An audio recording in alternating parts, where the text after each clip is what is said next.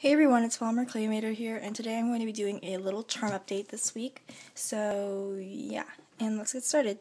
So the first thing I made is this little bottle charm, and it has a little mushroom inside. This is the first bottle charm I've ever made.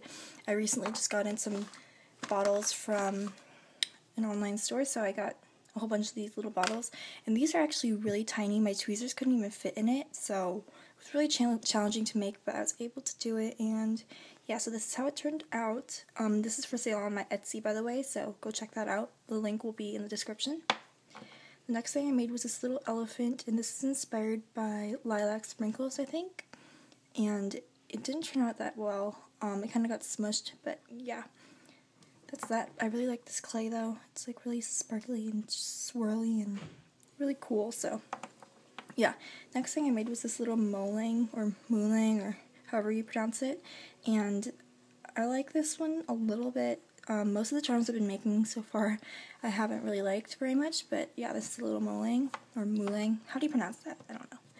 Next I made this little bakery scene thing. And this is for my mom. She actually has a little bakery thing, so I made this for her, and she makes these ensamadas. So yeah, and yep. So the next thing I have is this little froyo, and a lot of the micro marbles have fallen off, but I like it. Pretty much, it's blue. I also have an orange one right here. Not a froyo, a snow cone. And yeah, so that's that. And then finally, I made this little chibi girl, and this is my first flat back chibi.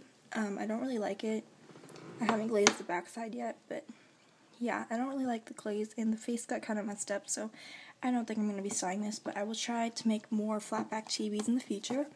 So yeah, that is my charm update. I hope you guys enjoyed this. Sorry it was so little, but yeah, next week I'll be doing a tutorial, so stay tuned for that, and new videos every Friday, so yeah, please comment, rate, and subscribe. Thank you guys. Bye.